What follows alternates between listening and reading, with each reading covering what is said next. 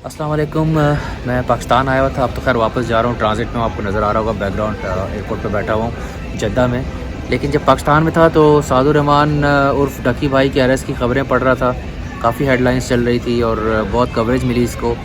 और उस पर तबसरा तो नहीं करूँगा क्योंकि मैटर सब जुडिस है, कोर्ट पे ही छोड़ देते हैं ये मामला।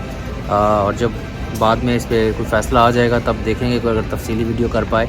लेकिन मैंने सोचा क्योंकि मेरी अगली फ़्लाइट में थोड़ा सा टाइम है तो एक मुख्तसर सी बात ज़रूर करूँगा इस हवाले से कि देखें, जो लोग मुझे बहुत पहले से फॉलो कर रहे हैं सामान्य से उनको याद होगा कि वहाँ पर हम प्रोमोशनल वीडियोस करते थे।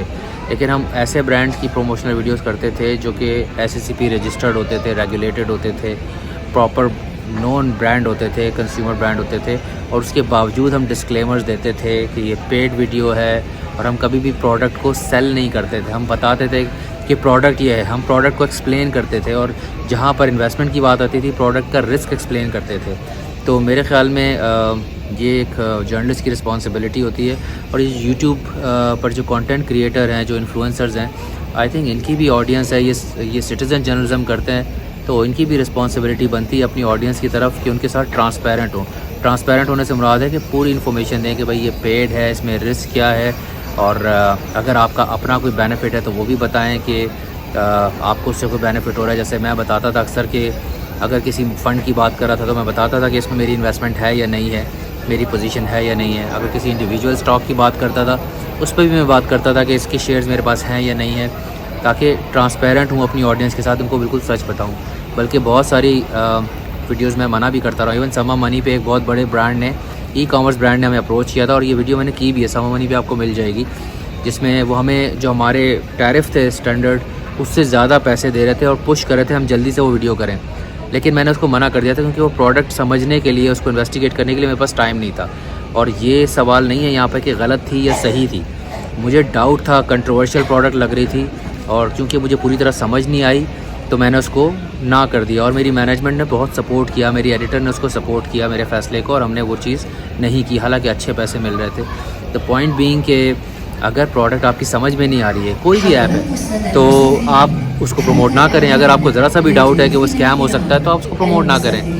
इसी तरह से इवन समा मनी छोड़ने के बाद जब मैं UK आ गया था, वहाँ से मैं as a student videos upload कर रहा था। उस वक्त मुझे एक मल्टीनेशनल ब्रांड ने अप्रोच किया था पाकिस्तान से और एक ट्वीट के मुझे 4000 रुपये ऑफ़र किए थे और कहा था आप चंद ट्वीट कर दें, इसके फेवर में पॉजिटिव ट्वीट्स कर दें। वह बहुत ही इस्टेब्लिश वेल नोन ब्रांड है, कंज्यूमर ब्रांड है। मैं हिंट नहीं दूंगा वरना शायद आइडेंटिफाई हो जाए कि कौन सा ब्रांड है, लेकिन बहुत बड़ा ब्रांड था, मल्टीनेशनल था, वेल स्टैब्लिश कंपनी।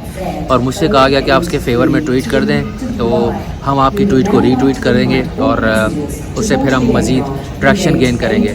अब मेरी क्रेडिबिलिटी जो मैंने बहुत मेहनत से बनाई है, मैं ऐसे ही किसी ब्रांड के बारे में कैसे उसमें ट्वीट कर दूं, हालांकि वो बहुत इजी मनी थी।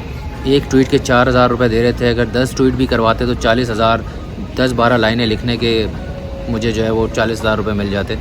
बहुत अच्छी इजी मनी थी, लेकिन मैंने उनको मना कर दिया। तो आपके अपने ऊपर है कि आप किस तरह के स्टैंडर्ड सेट करते हैं। अगर मुझे सुनने वाले कंटेंट क्रिएटर हैं, मेरी रिक्वेस्ट है कि यार स्टैंडर्ड बहुत हाई रखो, मनी विल फॉलो। स्पेशली जब आपकी ऑडियंस बहुत बड़ी हो तो मोनेटाइज करने के बहुत सारे तरीके होते हैं और बड़ी एथिकल तरीके भी होते हैं। और स्कैम्स हों या ऐसी प्रोडक्ट्स हैं जो आपको समझ नहीं आ रही हैं, तो अगर डाउट है तो बेहतर होता है कि उसको आप प्रमोट ना ही करें। बहरहाल आपसे किसी टाइम पे तफसीली वीडियो करूँगा इस टॉपिक के हवाले से। लेकिन अभी हाल ही में एक मैंने वीडियो की थी UK से, जब मैं आ रहा था उससे 1-2 दिन पहले, पाकिस्तान आने से पहले, पंप एंड डंप स्कीम के ऊपर, या ये जो ट्रम्प कॉइन लॉन्च हुआ था उस पर किस तरह से इनसाइडर्स ने, इन्फ्लुएंसर्स ने चूना लगाया होगा अपने फॉलोअर्स को, तो हवाला था उसके अंदर इस वीडियो में, तो आप ज़रूर देखिएगा वो भी। और आपसे जल्द दोबारा मुलाकात होगी। अगेन लास्ट पॉइंट यही होगा कि आप ऐसे लोगों को सपोर्ट करें जो क्रेडिबल हैं। आप मुझे ना करें यार, मैं तो एक्टिवली वीडियो बनाता भी नहीं हूँ। ये मैं उस वक्त आपसे कहूँगा मुझे प्रमोट करें जब मैं बहुत रेगुलरली कर लूँगा, जब ये मेरी फुल टाइम जॉब होगी।